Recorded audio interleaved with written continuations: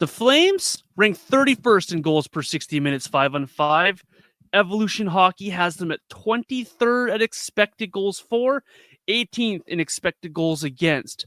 How are the Flames winning this? Is it some voodoo magic thing that they've got going on that they're making them win these hockey games?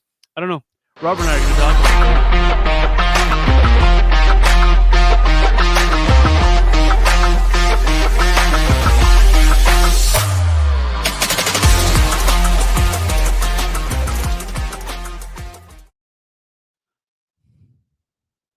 What is going on? Another week come and gone. Another week upon us with some more Flames hockey. By the time you hear this podcast, we could already have 2 games done this week. We could have plenty of reaction for you across what the Flames have done here. But we're going to talk to you here on a Tuesday morning. Robert, welcome inside the show. How are we doing today?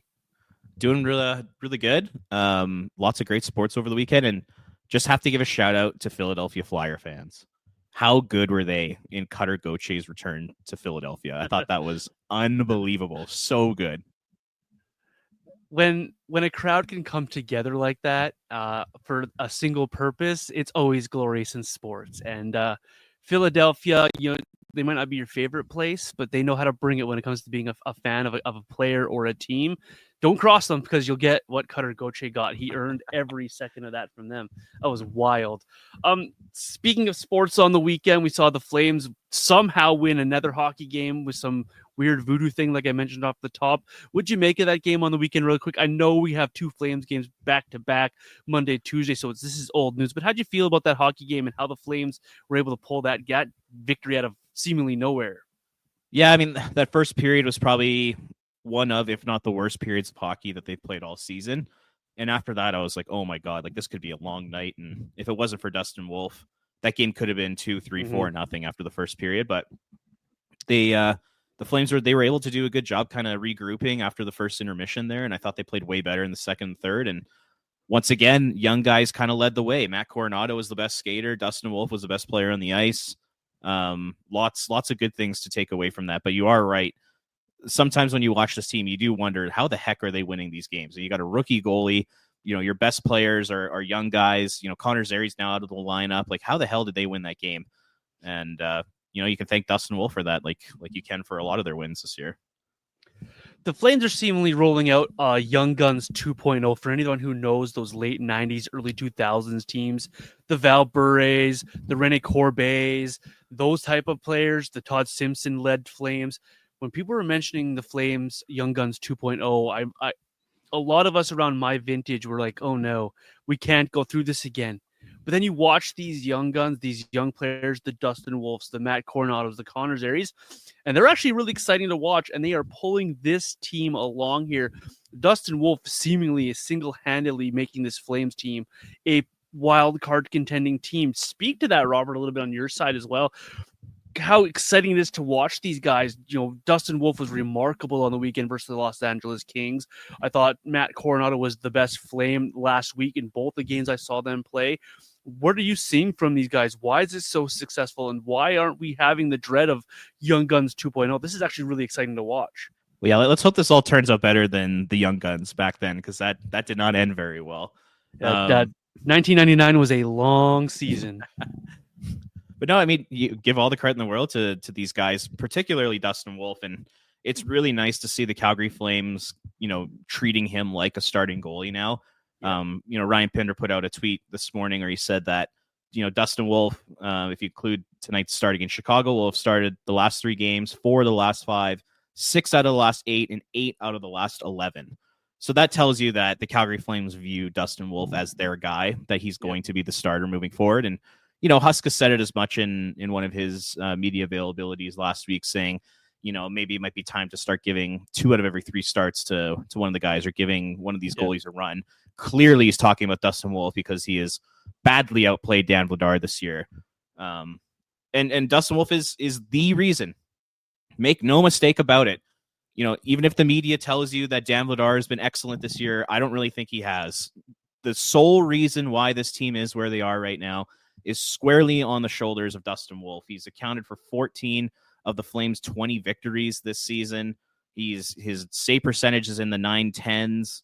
Goals against average is in the top 20 of the NHL. His save percentage at home is like one of the best in the NHL. Like he is single-handedly keeping the Flames in a lot of these games. Give him all the credit in the world. He deserves it. And I'm really excited to see if he can continue to keep this up. And if he does, I mean, that'll be the reason why the Flames are in the mix kind of come the trade deadline and the end of the season. I had a buddy text me the other day, and he was all like, "You want to know what? Trying to think about it and take my bias out of it, I still think Dustin Wolf's rookie of the year." And I went back at him, and I was giving him all the Celebrini conversation and the Hudson conversation and the Mitchkoff's conversation, and he kept coming back to me. He's like, "Yes, but this is a goalie doing it."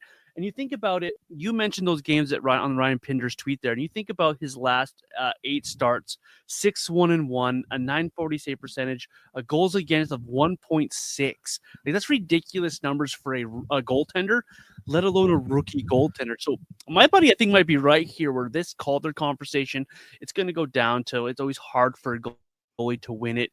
It's always hard for a goalie to be in the conversation for it, and I respect all of that.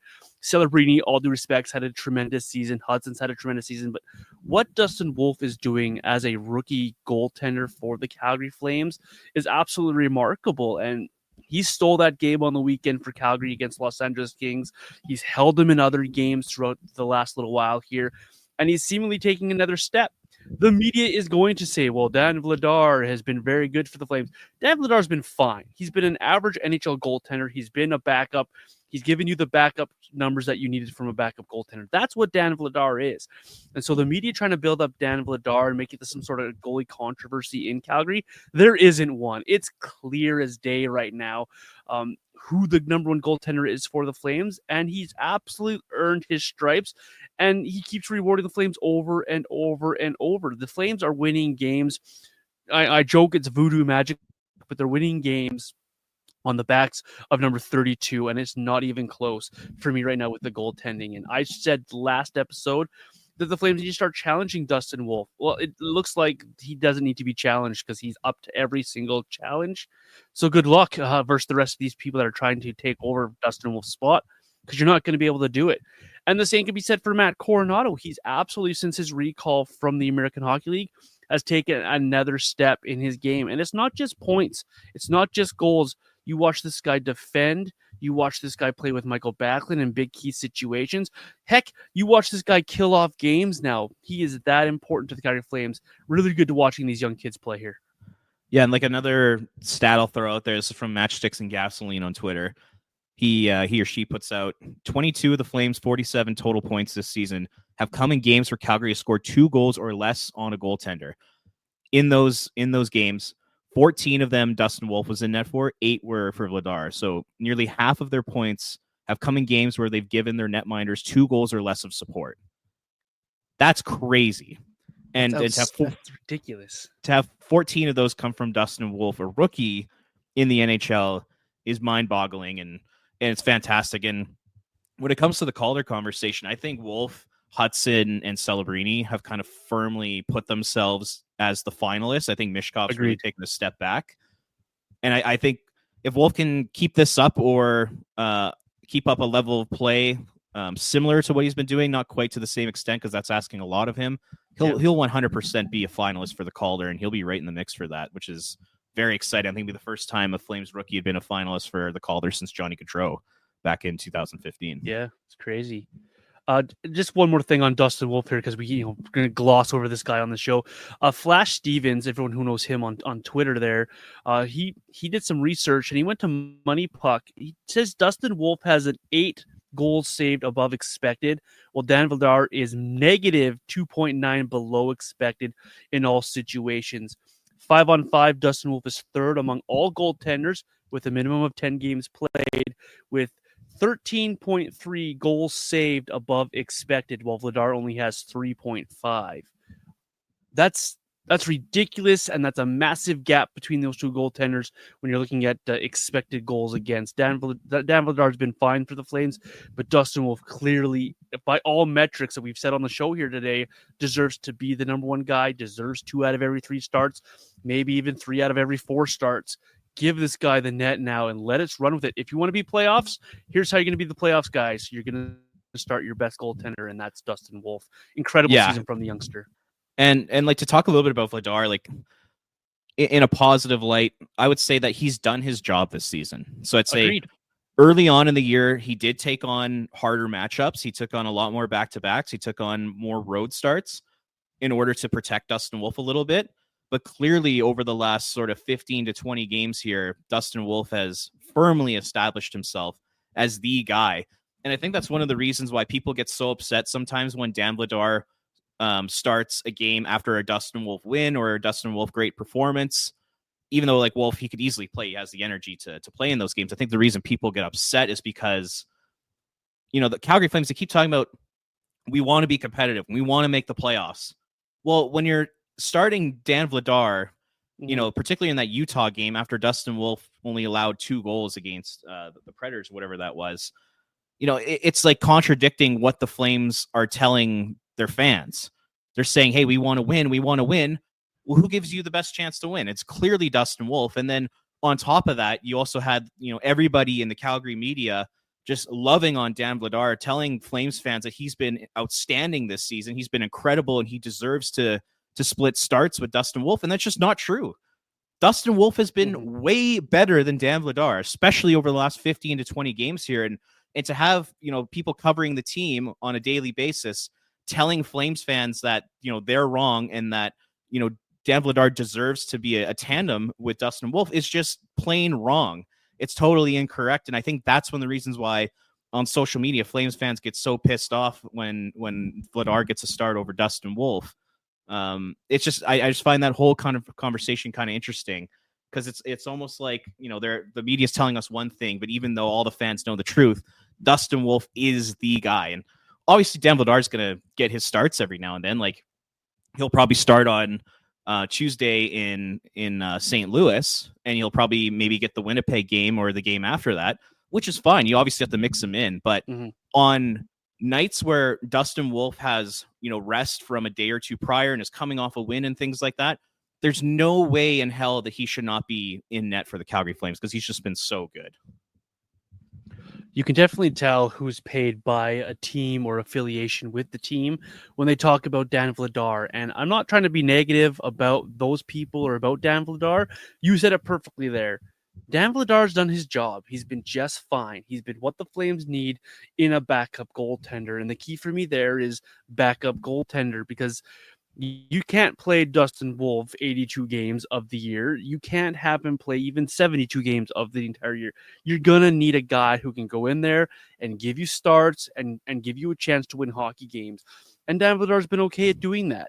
His record isn't the greatest. His numbers aren't flashy, but they're good enough to give you for what you need from a backup goaltender. We gloss over Dustin Wolf for the reason that we should. We see what he brings.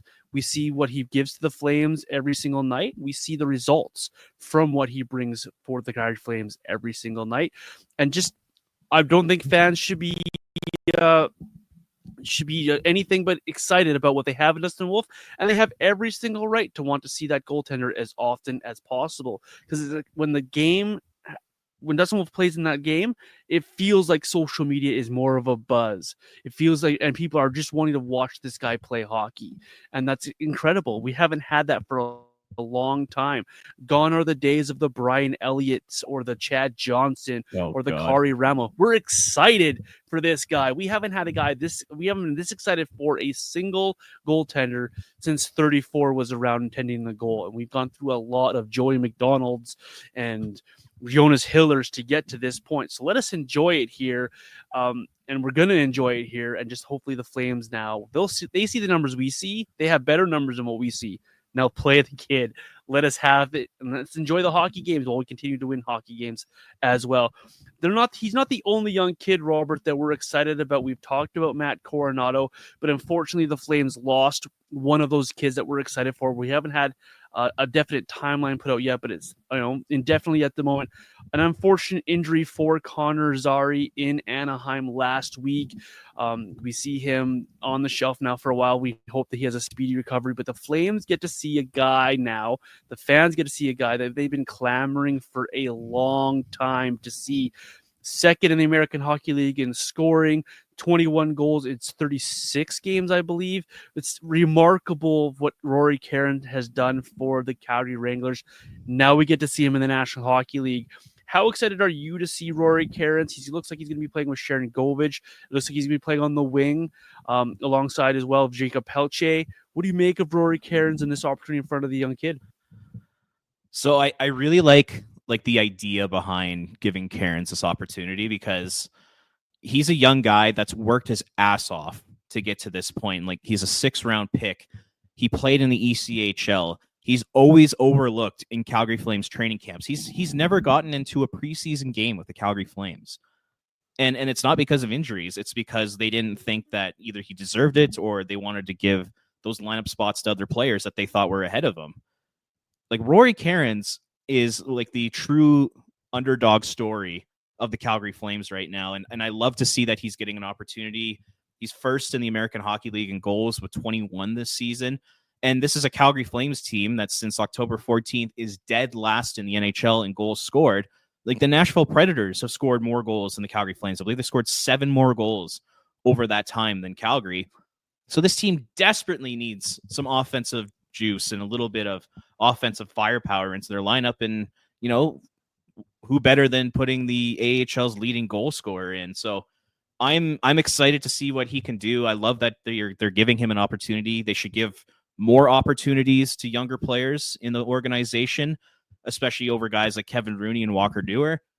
So I'm just excited to see what happens. But like, from your perspective, I'm curious, like, what do you think are fair expectations for Kerins' run here with the Flames?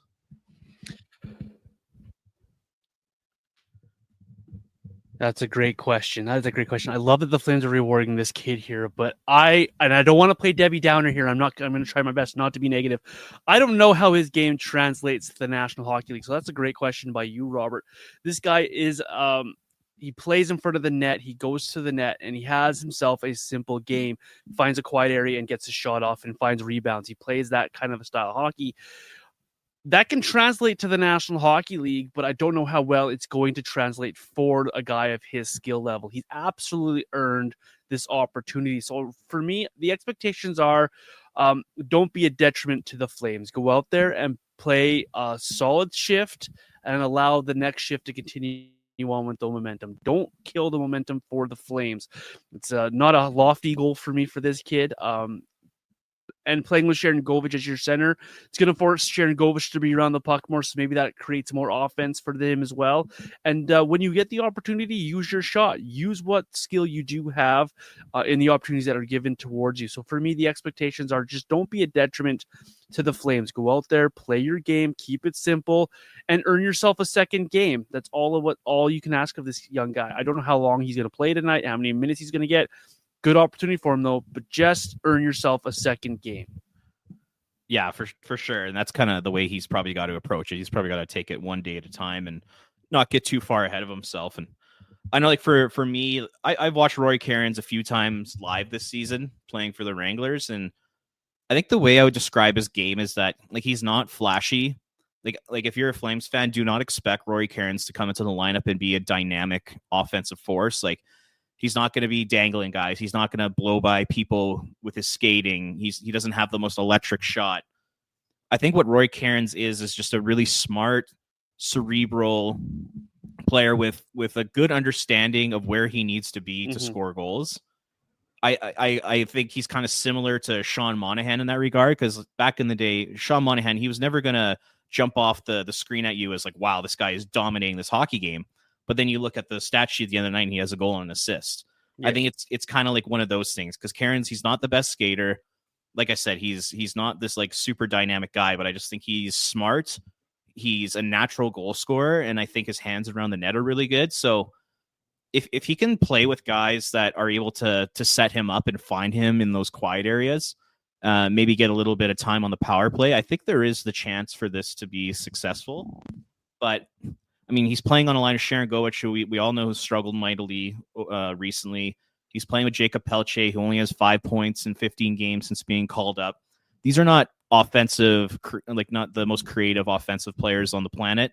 So heading into this, I would just caution Flames fans, like, don't get your hopes up too much with Kerins. I know Yeah. he's leading the AHL in goals. I know he's second in points, and that's incredible. But he's still a young guy. It's still only his second or third season playing pro hockey, and he's going to be playing on a line with two guys who are struggling mightily right now. So my expectations are not that high for Kerins. I'm more just excited about like the fact that he is up and he's getting that opportunity because the Flames need help scoring goals. And I wish him all the luck in the world. I really hope it does work out because, my God, does this Flames team need a little boost in the offensive zone. And that third line, whole entire line, if they can provide just a little bit of offense, that allows some depth scoring for the Flames. That line needs to keep it simple tonight. Play a simple, effective brand of hockey. Go north-south and put the pucks on the net. If that line can find a little bit of chemistry or a little bit of success on the score sheet, that's going to go a long way to helping this Flames team, who, as we mentioned throughout the show a couple of times already, they don't score 5-on-5. They just don't do it.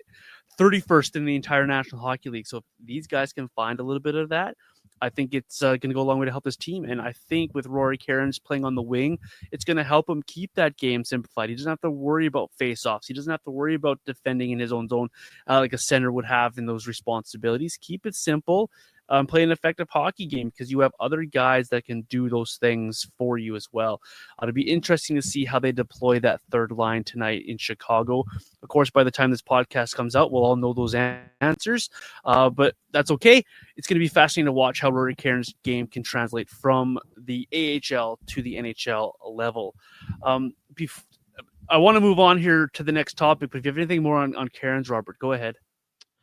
No, not really. I'm just, like I said, I'm just kind of excited to see how it works. And, you know, if it does work out and he does end up scoring some goals and puts up a few points, I really wonder if that's going to open up Ryan Huska and Craig Conroy's mind to maybe giving others an opportunity to see if they can come in and play some strong NHL minutes. Because, like I said earlier, and I wrote about it, Flames Nation, I think the Flames' fourth line is really hurting them right now.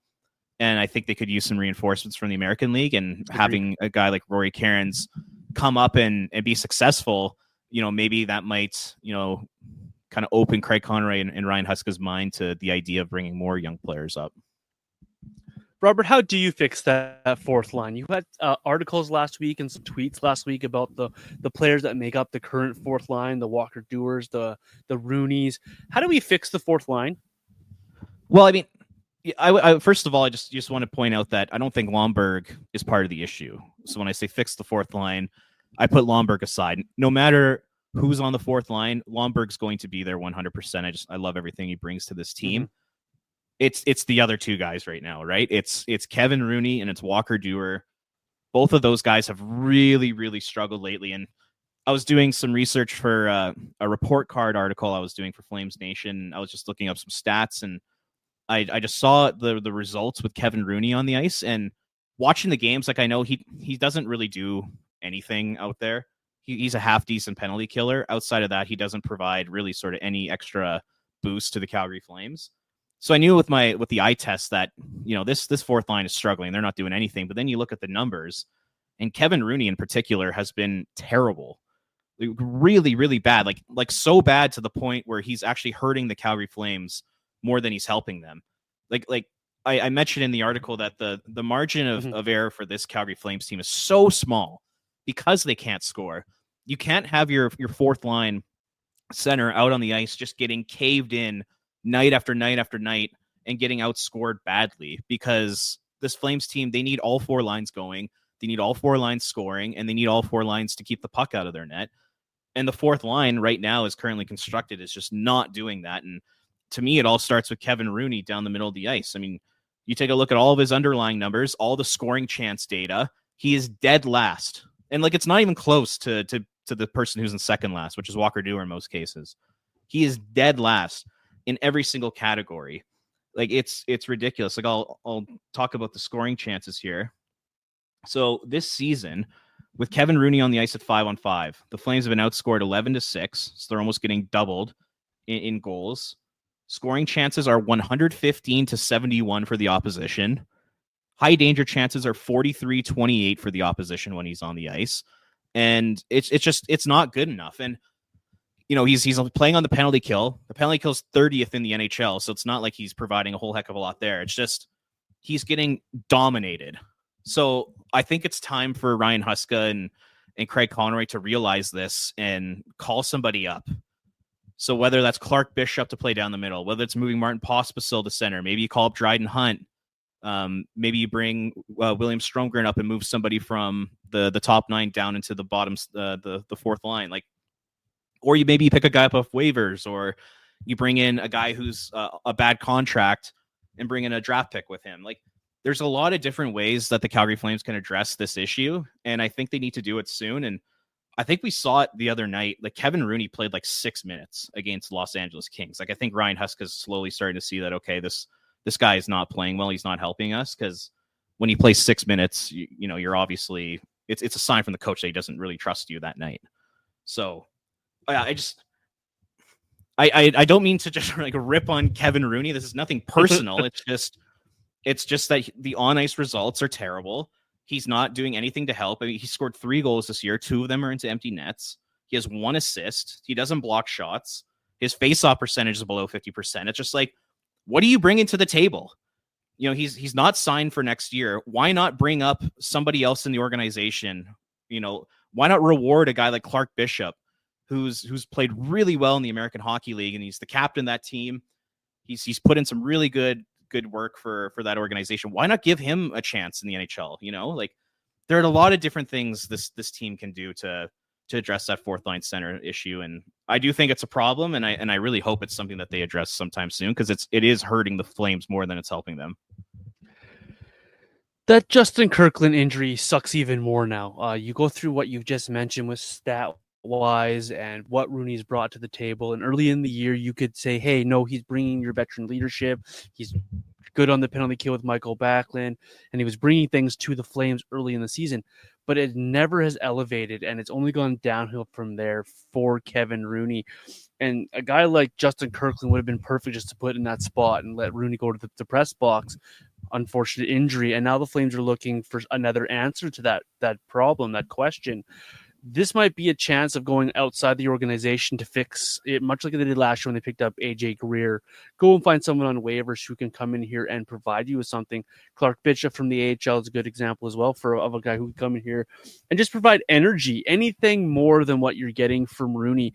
And I think that's directly affecting guys like Walker Duehr as well. Like, Walker Duehr, he plays well when he has someone to play well with, and you don't have a center who's driving that line. I think Lomberg's not affected by this because Lomberg's Lomberg, and he's just going to do his own thing. And we saw that on the weekend in against Los Angeles, where he's like, oh, I'm just going to fight 2 guys, right? Just go out there and be my guy. You don't get that from Walker Duehr. Walker Duehr needs someone to push him along, and it goes back to your centerman. Even the penalty kill, you mentioned it, 30th in the league. Like, you're not getting the penalty kill that you used to get from Rooney here. So the Flames, they do need to do something. They do need to create something different. I wonder if you try. I have a theoretical fourth line that I want to throw out there into the ether just for the heck of it. Why not try 2 guys that bring energy? And their game is energy. It's not offense. It's Jacob Pelche and Martin Pospisil with Lomberg, for me, could form a high energy line. You have guys that can come up here like a Rory Kerins, like William Stromgren, to help fill top 9 spots, guys that are offensive minded. Why not use those guys who are struggling offensively, who aren't driven offensively, to provide you with the energy that a fourth line can provide a team with? Why not use those guys and make them in positions to be successful here? You can even call up an Adam Klapka to fill a top 9 role. Adam Klapka is an absolute force with the Wranglers when he's there. He's often their best player on the ice, and he's much more offensive gifted than what the Flames use him as when he's up with the NHL club. There are options is what I'm getting at here for the Flames. You mentioned it as well. It's got to be more than just, okay, Kevin Rooney, here's your 6 minutes. We need you to help kill penalties, and you can barely even do that. You need more from a guy, and he's an older player, an expiring contract. You've got to find out what else you have in the organization. This is a good spot for me, in my opinion, to find out what else you have. You started with Rory Kerins because of an injury. Why not use this and find somebody else as well? Because it's not been pretty, and those numbers that you read off, Robert, they're vomit-inducing. It's not great. Yeah, 100%. Like once again, I really do think that the Calgary Flames would be in a better position moving forward without Kevin Rooney in the lineup on a nightly basis. And then when it comes to Walker Duehr, I mean, straight up, I don't think Walker Duehr is an NHL player.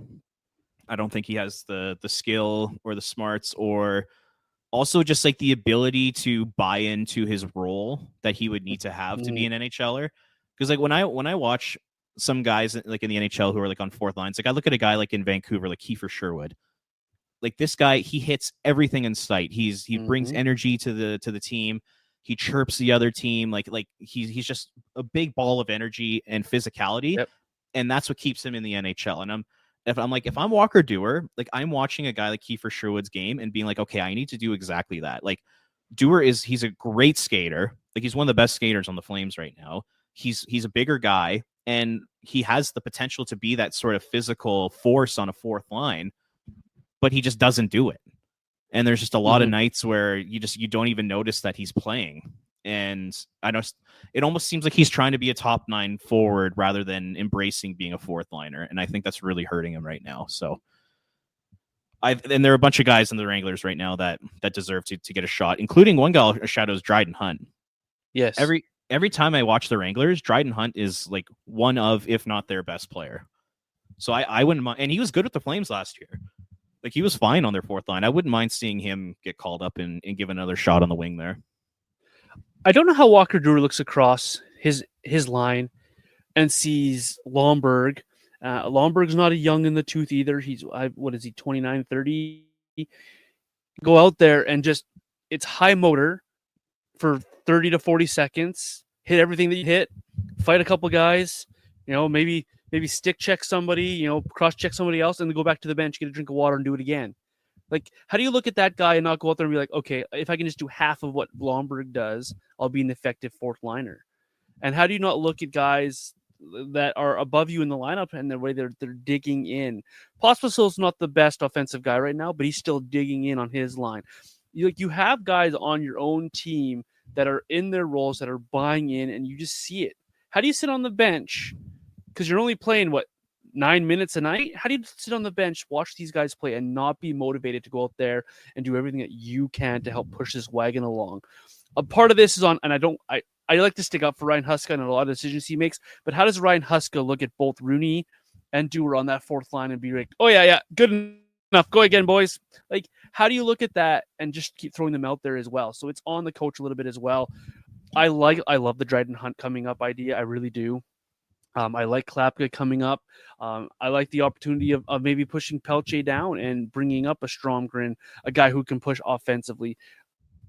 Options. There are options here for the Flames, and they got to start using them here. I couldn't agree more with you. And the Flames, they have a robust analytics staff and program there, and they feed Ryan Huska and the coaching staff data and numbers all the time.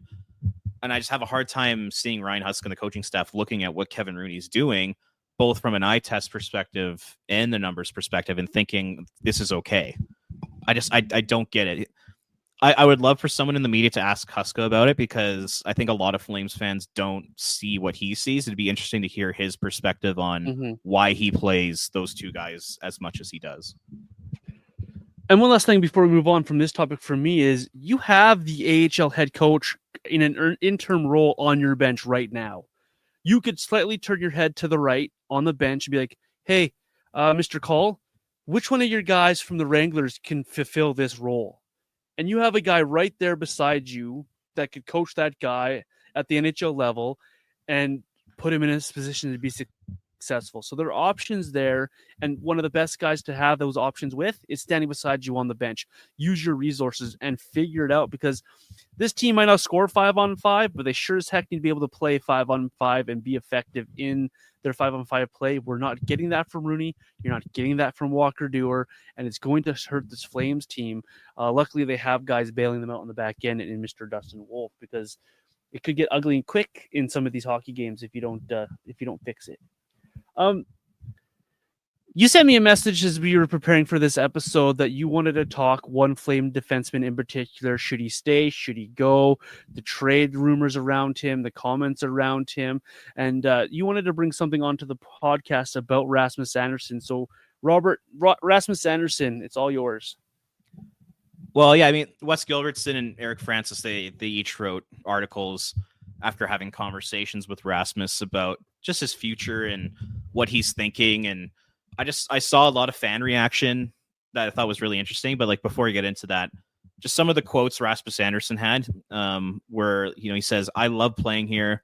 I've always loved playing here, and that's never going to change. Of course, I would love to stay here, but I've heard from everyone else who has been in my situation that it's a business, so we'll see what happens." And I saw a lot of kind of media and fans going, "Oh, there it is. Rasmus Andersson wants to stay. Like, you got to sign him."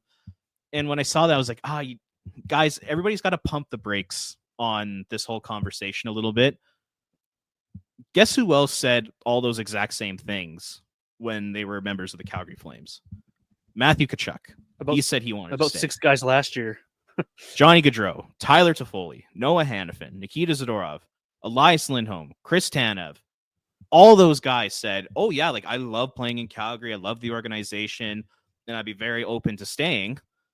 All of them left. So what I would tell Calgary Flames fans is when you read those comments from Rasmus Andersson, don't automatically think that that's what he truly means and that's what his intentions are, because we've seen time and time and time and time again over the last few years that these players say certain things to the media, but then they go off and do something else. So, and then that's like a whole other thing too, when it comes to the Rasmus Andersson conversation about should he stay, should he go? It's like, does he want to stay here? Does he truly want to stay in Calgary? I mean, that quote when he says, "Of course I'd love to stay here, but I've heard from everybody else who's been in my situation it's a business," like that tells me that there's potentially some second thoughts there on his future in Calgary. And I just wanted to temper people's expectations. If you're on team sign Rasmus Andersson, just because he made these comments to the media doesn't mean that it's necessarily going to happen. And I mean, if you're Rasmus, what else are you going to say? You still have another year left on your contract. You're going to say, "Oh no, I want out." Well, of course you're going to say all this kind of stuff. So I know people made a really big deal about it, but once again, I would just say, be cautious. Just understand that lots of other players have said this. Rasmus has to say this to the media in order to kind of keep them away. And I get why he did it, but it doesn't necessarily mean it's like a slam dunk that he's going to stay. Like, do you kind of see it a similar way? That quote for me is the ultimate players speak to the media, let me sit on the fence. Yeah, I'd love to stay here, but I understand if I have to go. That's what that says to me. It means that Rasmus Andersson's been told by his agent, when asked this question, do some fence sitting, because I don't say that as if he really wanted to be in Calgary and stay here long term, he wouldn't have added the second part of that quote. He wouldn't have said the second part of it. If he wanted to go, he wouldn't have said the first part of it. So I think what Rasmus Andersson wants to do is he wants to play hockey on a competitive team and get paid well to do so. So if the direction of the Flames is one that's positive for Rasmus Andersson, that's going to allow him to chase his goals and his dreams. Let's be honest, guys want to win, and they want to win the big prize at the end of the year. If he sees that in Calgary and he gets the money because that's what he's after, I think he's going to stay. Much like Noah Hannafin would have, much like Elias Lindholm would have. If they saw the ends to the means, they would have stayed. But if he doesn't see the path of this, does he really want to go through a full rebuild or restructure, whatever the Flames are doing here? Does he see a path to being a winning franchise, a playoff team, and an opportunity to win the big silver trophy? Then if he doesn't see that, I think he's gone. So I think it really comes down to, at the time, what Rasmus Andersson feels at the time of his contract. Got to remember, he's got a whole another year after this year on that contract to decide. He doesn't have to decide right now. The Flames don't have to decide right now. So it's the ultimate fence sitting for Rasmus Andersson right now, because what else is he supposed to say? Like you said, I'm with you here. I think that Flame fans should be prepared for either scenario. I could see it going either way. And you're going to get, on any given day, a person who really loves the idea of Rasmus Andersson staying long-term. And you're going to get the idea, people that love the idea of trading Rasmus Andersson right now for absolute maximum value. And I could see it going either way. And for me, I'm okay with it going either way. Okay, now I want you to be honest here, okay? Completely truthful. Sure. Johnny Truth. That's what I'm going to start calling you. Been called worse. What have you thought of Rasmus Andersson's game this season? Like, just fully blunt honesty. I want to hear what have you thought of his game? Let me throw it back at you. Which part of the season are we talking about? Are we talking the first 2 months or the last few weeks? Because the first couple of weeks, first few months, he was fine. He was great. He led the team. He was pushing the play. Kevin Ball looked like a top pair defenseman with them, and he was really excelling in his role. Has the last 5-6 weeks, I think he's really struggled. I think he's been one of the worst defensemen on the team. I think he's been playing at about maybe a third line pair level kind of guy, and it's really drug down Kevin Ball as well. So for me, it depends what half of the season we're talking about when it comes to Rasmus Andersson. But lately, there's been a lot to be desired here. Yeah, I could not agree more with you on that. And when you take a look, it was mainly like those first like 2 or 3 weeks of the season. He was literally one of the best players in the NHL. And I don't think I'm over exaggerating when I say that. Like the point production, the defensive game, the overall impact he was having on the game, like he was phenomenal. But ever since November 1st, like the numbers are super interesting with him. So, like I said, since November 1st, Rasmus Andersson has 8 points in 31 games, 2 goals and 6 assists. That's a 21-point pace over 82. 5 goals, 16 assists pace. During that time, he's a team worst -12. And I think the next closest player is Huberdeau at -8. So there's a big gap there. When he's been on the ice at 5-on-5, the Flames have been outscored 20-14. He's outchanced in terms of scoring chances and high dangers. And I would argue he's either the most or the second most important member of the penalty kill that's ranked 30th in the National Hockey League.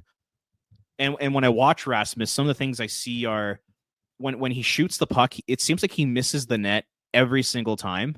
People always talk about, oh, Rasmus Andersson has this incredible shot. He misses the net like literally almost every time he takes a shot. His shot's not that good. I don't understand what people say about that. But like the reason I bring this up is because you listen to members of the media in Calgary, every single one of them loves Rasmus Andersson. They think he's like a top 25 defenseman in the NHL. They think that he should sign an 8-year deal worth anywhere from $8 to $10 million a season. They make it sound like he is like this first pairing, like outstanding defenseman that cannot be replaced. And what I'm seeing is almost the exact opposite of that. I'm seeing more of a guy who's kind of like a second pairing defenseman who has not played very well for the vast majority of this season. And I see a guy who is expendable. Like you're telling me you can't go sign a Rasmus Andersson in free agency. You're telling me that you can't go make a trade for a Rasmus Andersson. I don't buy that. There's the whole argument. Well, if you trade Rasmus, what are you looking for the next 8 years? Well, he's not like that number one defenseman like all these people are saying. So like I just kind of want to call it out. I just want to kind of tell fans and folks how I see it, because I think fans see the exact same thing too. I think the media is kind of peddling one sort of story, one sort of narrative where they keep saying this guy is phenomenal and he can do no wrong. But in the reality, and when you look at the numbers and when you watch the games, you can see he's struggling a lot this season. And I mean, he's 28 years old now. He'll be 30 when that new deal kicks in. So he'll be signed for his ages 30 to 37 through that contract. And he'll probably make, $9 to $10 million a year if Calgary pays him with the cap going up. Do you really want to do that? Like he's on pace for less points than he's had in years, like since I think 18-19 or 19-20, one of the two. Mm-hmm. Like he's not been that good this year. I don't understand the just this love for the on ice player Rasmus Andersson this season. I just don't see it, and I hope he's able to pick it back up and get closer to the guy he was in the first couple of weeks. But that's from November 1st. That's 31 games. It's 75% of the season where he's been underwhelming. I love Rasmus Andersson, and I love what Rasmus Andersson can bring to a lineup when he's on his game, and that for me is the key. He's got to be on his game. He's got to be playing at that level and bring what he can bring. Something is off with him, whether it's an injury, whether it's confidence, I don't know what it is, but I'm right there with you. 2 goals over 31 games. That's Robin Regeer-esque level stuff. Like, that's not what you pay Rasmus Andersson for. That's not what you have Rasmus Andersson for. He can provide you a lot more, and he just isn't. I don't know what it is or why it is. Maybe it's I don't know. I can't put my finger on it, but you see him struggle, and it's noticeable too. Not just number wise. You just watch the eye test. You don't need analytics to tell you that Rasmus Andersson is struggling. And when you have guys like with Hanley on this roster that are playing better than you, you know something's off with your game. All due respect to Hanley. Maybe it's time for Ryan Huska to change up his defensive pairings. Maybe it is time to put Rasmus Andersson with Mackenzie Weegar and try other people with Kevin Ball. Maybe Kevin Ball plays with Weegar and somebody else plays with Andersson. Whatever it is, I don't know what you do here, but you've got to figure out a way to unlock Rasmus Andersson again. And when you talk about 8-year contracts, you're talking about $9-10 million with the Calgary Flames. That's a big price to put to somebody who is giving you not even average NHL defenseman play at times. Love the player, and I don't want to rag on the guy, but it's a big decision right now for the Flames to what they're going to do with Rasmus Andersson. But Rasmus Andersson's got to help himself out here as well. A lot of this is on the player in and of himself. You know how you can play. You know what you can do to put yourself in successful situations. You're 28 years old. You're not a rookie in this league anymore. You're a veteran. You're a guy that's being relied on by the Flames. And maybe he's not that guy. Maybe he's not a guy that a team can rely on to be a top paired guy who can lead that top pair. Maybe that's just not Rasmus Andersson. And if that's the case, he's got to realize it. The Flames have got to realize it, and you've got to make those adjustments here. But it's on the player here. Help yourself out if you want this contract, and you've got to make that decision here. So we'll see how it plays out at the end of the day here, because if the Flames are going to be a successful team, they're going to need Rasmus Andersson to play at a high Rasmus Andersson level here. Anything else on Rasmus from you here? Yeah, I mean, just the reason I just brought that up is because Calgary Flames fans, they just hear one side of the story when it comes to Rasmus. It's this guy can do no wrong. He's a top pairing defenseman. He's a number one defenseman on a lot of teams. Mm-hmm. Yeah, he's going to be worth the 8-year, $80 million contract, whatever he ends up getting. But I just want to pump the brakes on that a bit. I think Rasmus Andersson is an above average defenseman. Obviously, I think he's a very good player. But we're talking about giving him an 8-year deal, takes him to 37 years old, where he's making probably, like I said, $8 to $10 million a year. That's a major commitment. This isn't like a 5-year deal to Rasmus where he's making $6 million a year. We're talking 8 years. We're talking massive money. And another thing to consider is the Flames core of older players. When you look at Andersson, Sharangovich, Huberdeau, Kadri, Weegar, that's an aging group. It's a declining group that's very expensive and has a lot of years left on their deals. If you're the Flames, do you really want to commit $42 million of your cap space to that group of guys? I don't know if that makes sense. So I just wanted to present the other side of the story, because I don't think Flames fans are getting that at all from the mainstream media. And I just thought it's an interesting conversation to have and some interesting numbers to bring up and discuss, because this is not a small decision. This is a massive decision for the Calgary Flames. That's gonna impact them for a long time.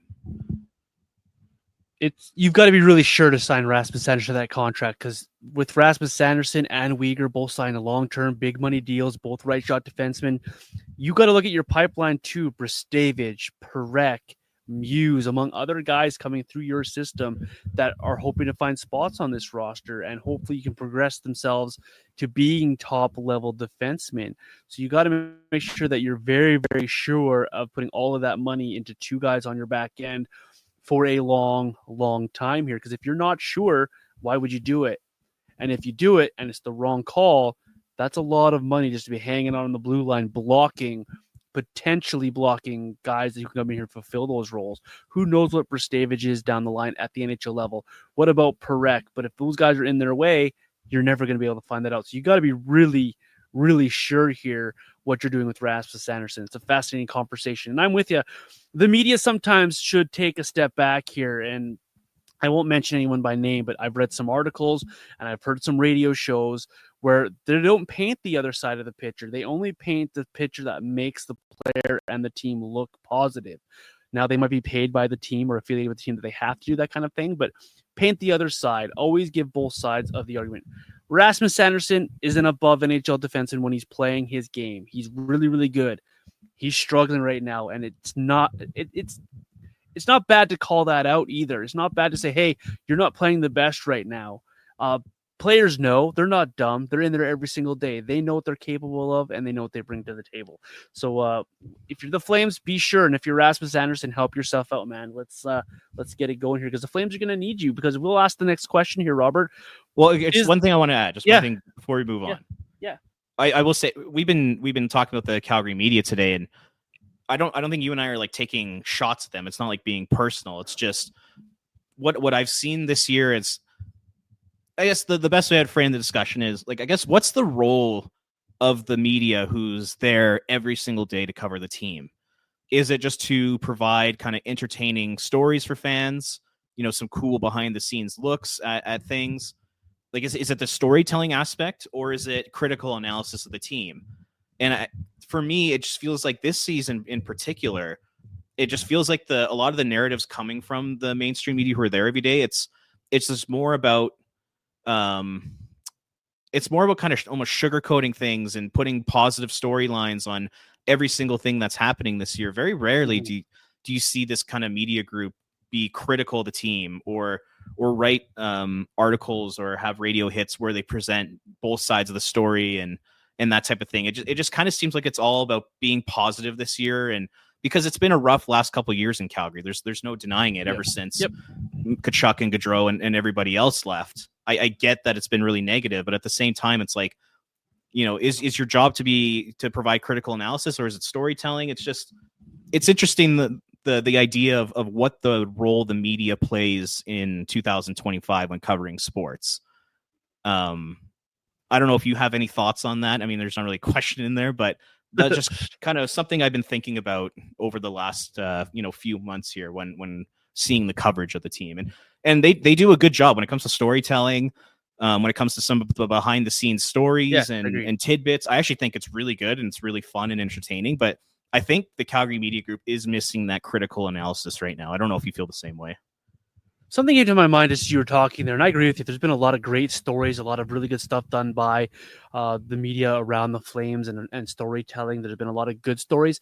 It's almost like there's been an overcorrection from the last couple of years where they've been forced to talk about this player leaving, that player asking out, the trade rumors, and there's almost like an overcorrection that the media this year is just all taking this conscious effort to find nothing but positive stories to try to build up this area, the Flames area, the Calgary, the city of Calgary. Like they almost have to defend the team and defend what we see here.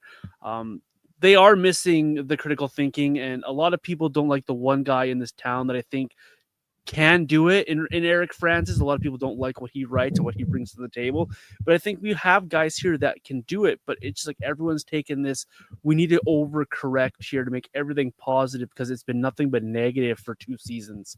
And so I wonder if that plays into it a little bit here. But the media, they do a good job overall here. We just, like you mentioned here, it's okay to be a little bit critical at times because it's also okay to write those awesome, fluffy pieces that we all like to hear about. Like the Rory Kerins stories we're hearing today, they're awesome. I love reading that kind of stuff. But let's call a spade as well when we need to do that kind of thing. Much like we just did talking about Rasmus Andersson. Yeah, and like is that just a 2025 thing? Like is that kind of a trend that we're seeing across all other sports? Like, are teams trying to do a better job controlling the narrative and controlling messaging? It's the whole idea of critical analysis in sports media today does seem to be kind of going out the window a little bit across all major sports right now. And it seems like teams do have a role in that, because it does feel like teams, like I said, they do try to control the messaging a lot. They do try to control the narratives. They don't give access to players as much as they used to. Like, I wonder what that relationship's kind of been like between team and media. It'd be interesting to have somebody on who's been in the media for a long time to kind of discuss that. But it's definitely a changing landscape, and it's just kind of it's interesting. It's not the same anymore. Things are definitely changing in the media world. Yeah, definitely, absolutely is. we talk in the media as well about this Flames team being a playoff team. We talk about them. Are they a playoff team? Are they not a playoff team? Should they rebuild? Shouldn't they rebuild? So, Robert, here on the show today, I'm going to just flat out ask you a question. Are the Flames a playoff team? I mean, I don't think so, unless they continue to get Vezina Trophy caliber goaltending from Dustin Wolf. And once again, that's asking a lot from him. Yep. This guy, he's 23 years old. Like, he's his first full season in the NHL. To expect that level of goaltending from him all season, I think is a little unrealistic. The fact he's been doing it up to this point is phenomenal, and it's extra bonus points for the Flames. But since October 14th, the Flames are dead last in the NHL in goals. I mentioned that earlier. Has there ever been a team in NHL history to be dead last in goals and still make the playoffs? I don't know if that's ever happened before. I don't think it will happen. Basically, what needs to happen in order for this team to end up making it is Huberdeau needs to continue being a point per game or more than a point per game player. Kadri's got to continue to be a point per game player. And then you need guys like Sharangovich, Kuzmenko, Peltier, Kerins, all those types of players to pick up the slack and start scoring some goals. But if those things don't happen, then no, they're not a playoff team. If I were to put money on it or make a prediction between now and the end of the season, no, I don't think they're a playoff team. What about you? We watched this Flames team, and we talked about it on last week's show and earlier in the show, and I called it Black Voodoo Magic wins. Somehow they're finding their way to win these games, and somehow they're finding ways to win games with these teams around them that keep them in this race. For me, the biggest question is, can this current pace, what we're seeing, hold up for the Flames? And the answer for me is no. I love Dustin Wolf, and we glossed about him earlier in the show, but that's going to come back down to earth a little bit. It has to. The rookie wall will find Dustin Wolf. He's not superhuman. You can't have two big players in Sharangovich and Kuzmenko combined for 3 goals on the season and find success long term. You can have your top 2 players in Huberdeau and Kadri be minus players and big minus players for long stretches of the season and find success in the playoffs here. And you can't have Rasmus Andersson play like a third pair defenseman if you hope to be a playoff team. So right now, things are going their way. They're getting the luck, the bounces, but at a certain time, and we see it every single season, where the puck does not bounce your way every single night, and you start to pile up some losses or results that weren't typical to what you were doing before. A lot of what the Flames are doing is above the norm. The 25% shooting percentage of Jonathan Huberdeau is extremely out of the norm. It's not going to continue that way. So for me, you look at this team, they're nowhere near a playoff team. You look at the bottom 6. We talked about the fourth line today, how they are a detriment to the team right now. It's going to eventually catch up with this team unless they figure out a couple of things here to put them and keep them in that race. You have 2 games against St. Louis this week. Well, if St. Louis wins both of those games this week, well, they're going to jump you in the standings, and that's just another team in front of you. You have to catch up to a couple other teams, and you look at that Western Conference race. I think 7 of the 8 teams are almost locked into where they are. They're 53 points and above. If you look at Colorado up, that's already a big significant gap between them and the Flames here at this portion of the season. So for me, they're not a playoff team. They're getting a lot of bounces that I don't know how they're winning these hockey games in. And I don't think that's going to continue here because it's just not sustainable. It can't be sustainable. No, and another thing to keep in mind too is look who they're chasing. It's the Vancouver Canucks. Everything that could possibly go wrong has gone wrong in Vancouver this year, and they're still right there in that second wild card spot. Like you look at it, you got the off-ice drama between Pettersson and Miller. I think there's some butting heads between Rick Tocchet and the management team on who they should keep, who they shouldn't. You have underperformers like a guy like Brock Besser. Philip Hronek's been hurt. Quinn Hughes has been hurt. Thatcher Demko's hurt. Almost everything that could go wrong has gone wrong for them, yet they're still in that position. The Vancouver Canucks really only have the only place where they can go is up from here. They're getting Hronek back. He's back skating today. Demko's getting healthy. You know, if they could figure out the Pettersson Miller thing, I mean, watch out. There's a lot of talent on that Vancouver team, and on paper, they are significantly better than Calgary, but basically, in order for the Flames to make it, everything needs to continue to go right for the Flames. Everything needs to continue to go wrong for the Canucks. That's a lot. That's asking a lot from those two franchises to have those two outcomes happen. It's going to be really, really difficult for the Flames to get in. Yeah, I agree. If only 10% of luck changes either way for either of these teams, it's a different story, right? Just that little. You can't be 31st in 5-on-5 goals as well and be a playoff team. This just doesn't work that way. This isn't the 1990s where Jacques Lemaire will take his team and play a Darryl Sutter team, and you can get a 2-to-1 result and be successful every single night. It doesn't happen like that in the National Hockey League anymore. You've got to find a way, if you want to be a playoff team, to get Sharon Govich scoring again, get Kuzmenko in a good spot, get more out of guys like Martin Pospisil and Blake Coleman. You've got to have your rookies continue to play at a high level. You're going to need special teams. Jacob Pelche, I was getting there, yeah. From Jacob Pelche, from your back end, your special, both power play and penalty kill. Pat Steinberg was on the radio the other day, just trying to defend the power play over and over and over again. Again, it's come back down to earth here, Pat. We need that power play to be clicking at a higher level. You need your penalty kill to be anything but 30th. Like, what are we doing here? It's just a lot of luck right now for the Flames is going their way, and a lot of bounces going their way. And for Vancouver, it's the same thing. A lot of bounces are not going their way. And if 10% of that changes either way, this is a completely different story. Not to mention, what does St. Louis do? What if Utah comes on a little bit here? What if Anaheim continues to play how they're playing and continue to rack up points? They beat Carolina on Sunday night to get 2 points. So they're humming along here. Can the Kraken turn things around? There are a lot of teams chasing the Flames as well that are starting to have things turn for them. It's a tall task for the Flames to stay where they are. And a lot has to go right from the stay where they are. Can they do it?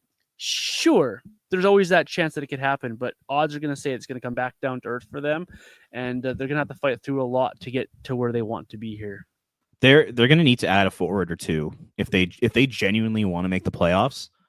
I think they'll have to bring up some people from the Wranglers to enforce that fourth line or reinforce that fourth line. And I genuinely believe that they would need to bring in a forward or two via trade. Because like you said, the bottom 6 forwards right now, like, it's ugly.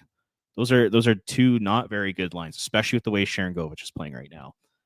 And that kind of worries me. Does Craig Conroy and ownership and Don Maloney, do they look at it and go, like, look where we are right now. Just what if we added 1 or 2 pieces to this forward group? Like, where could that get us? I always wonder if they are having those conversations, but with the team constructed the way it is right now, I don't think that they'll make it, unfortunately, for them. And knowing Murray Edwards and how he works, those ads for that bottom 6 are not going to be like, let's go find, just throwing a name out there, a Trevor Zegras add to this roster. It's going to be like, let's go find a Trevor Lewis-esque player that we can add to this roster. The Flames bottom 6 is atrocious, to be frank, and they need to they need to rebuild it. They really do. Sharon Govich isn't giving you anywhere near what Sharon Govich is supposed to give you. Jacob Pelche is providing you nothing offensively. He is a fine hockey player. We don't know what Rory Kerins is at the NHL level. We talked about Rooney and Dewar at large on this podcast. All due respect to Lomberg. That bottom 6 it's Lomberg and a group of guys right now, right? You need to find yourself a third line that's going to help elevate the rest of your roster. Because when you find yourself a third line, then you know who's going to be on your fourth line, and you can roll with that. And so that's what can scare me about the Flames adding at the deadline. It's not going to be guys that are going to bring you out of your chair and you're going to get excited for. It's going to be, well, we found out and found ourselves, like I said, a Trevor Lewis-esque player. And here we go. Now we got Rooney with Dewar and Trevor Lewis on your fourth line. There's your fix, right? Nightmare fuel. Right? That's what Brad Treliving did for years. That's what Murray Edwards wants his guys to do. Go find these quote-unquote serviceable guys that could be put into your lineup, and it'd be ugly. So for the Flames, I think for me, if I'm the Flames, this isn't a playoff team. Just play with what you got and let the chips fall where they may here, because I don't think you're good enough to be a playoff team, but I don't think you're bad enough to be a bottom 5 team either. So you got to try to figure out what you want from this roster, of course, but it's a scary proposition to say, hey, let's go add guys. When you bring that up, Robert, we get the nightmare fuel, right? When you bring up, let's add guys, and you just don't want to see it. But at the same time, they're still wanting to be a playoff team here.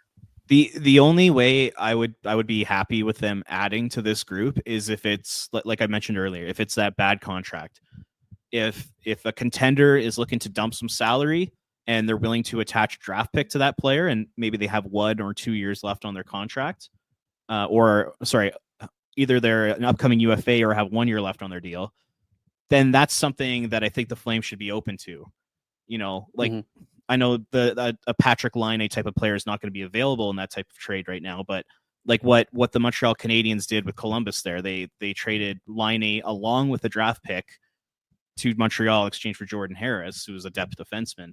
That's the type of move I'd be okay with the Flames doing if they're adding. But if they're trading their own picks to bring in rentals or to bring in veteran players, I don't think that makes any sense right now with where the franchise is at.